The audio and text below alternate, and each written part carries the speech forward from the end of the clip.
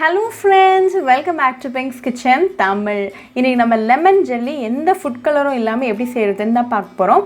இதுக்கு நம்ம வந்து பீட்ரூட்டோட எசன்ஸ் யூஸ் பண்ண போறோம் இந்த கலருக்காக. சோ இந்த ரெசிபி வந்து ரொம்பவே ஹெல்தியானது. அதே நேரத்துல பீட்ரூட்டோட எல்லா சத்தும் உங்களுக்கு கிடைக்கும்.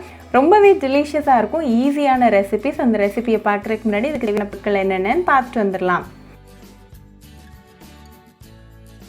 ஒரு பவுல்ல 1/2 கப் தண்ணி எடுத்து வச்சிருக்கேன். இல்ல 10 கிராம் சைனா கிராஸ் சேர்த்துக்கோங்க. இந்த சைனா கிராஸ் வந்து உங்களுக்கு பக்கத்துல இருக்க எல்லா கடைகள்லயுமே கிடைக்கும்.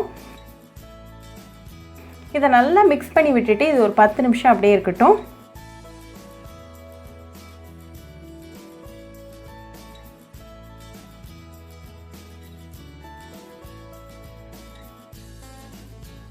பத்து நிமிஷம் கழிச்சு சைனா கிராஸ் நல்லா ஊறி இருக்கு. இது ரெடியா எடுத்து வச்சுக்கோங்க. இப்போ ஒரு panல 1 கப் அளவுக்கு தண்ணி சூடு பண்ணிக்கோங்க. தண்ணி நல்லா கொதிக்க ஆரம்பிச்சதும் இந்த சைனா கிராஸ் மிக்சரை அது கூட சேர்த்துட்டு நல்லா mix பண்ணிருங்க.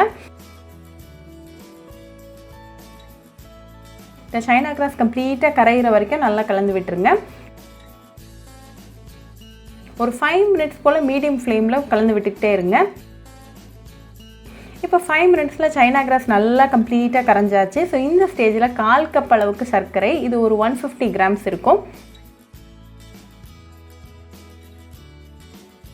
இது கூட 1 டீஸ்பூன் லெமன் ஜூஸ் சேர்த்துக்கோங்க. இத நல்லா ஒரு 2 மினிட்ஸ் மீடியம் ஃப்ளேம்ல கலந்து விட்டுருங்க.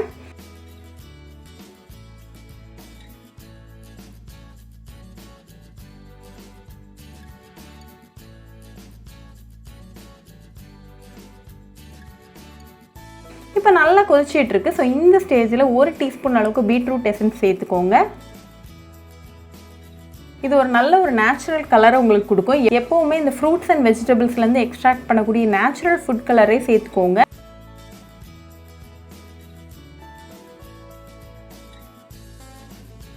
கடைகளில் வாங்கக்கூடிய அந்த ஃபுட் கலரை விட இது ரொம்பவே ஹெல்தியானது. இது நல்லா ஒரு 1 மினிட் நல்லா கலந்து விட்டுருங்க. அப்புறமா ஃப்ளேம் ஆஃப் பண்ணிருங்க. ஒரு 2 கட்டோரி ரெடியா வச்சுக்கோங்க. இதுல நம்மளோட ஜெல்லி மிக்சரை சமமா பிரிச்சு ஊத்திருங்க.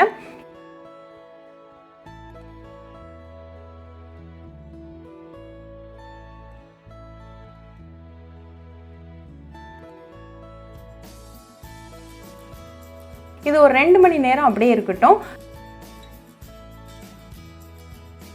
2 மணி நேரம் கழிச்சு இந்த கட்டோரியில இருந்து எடுத்து நீங்க உடனே சாப்பிட்டு என்ஜாய் பண்ணலாம்.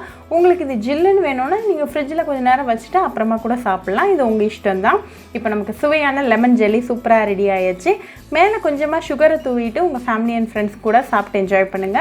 ரொம்ப ஈஸி, ஹெல்தி அண்ட் டெலிஷியஸான ரெசிபி. ஸோ கண்டிப்பாக இந்த ஜெல்லி ரெசிபியை உங்கள் வீட்டில் ட்ரை பண்ணி பாருங்கள். ட்ரை பண்ணிவிட்டு எப்படி இருந்துச்சுன்னு எனக்கு கமெண்ட்ஸில் சொல்லுங்கள். ஒரு சூப்பரான ரெசிபியோட உங்களை பார்க்குற வரைக்கும் பாய் ஃப்ரெண்ட்ஸ்.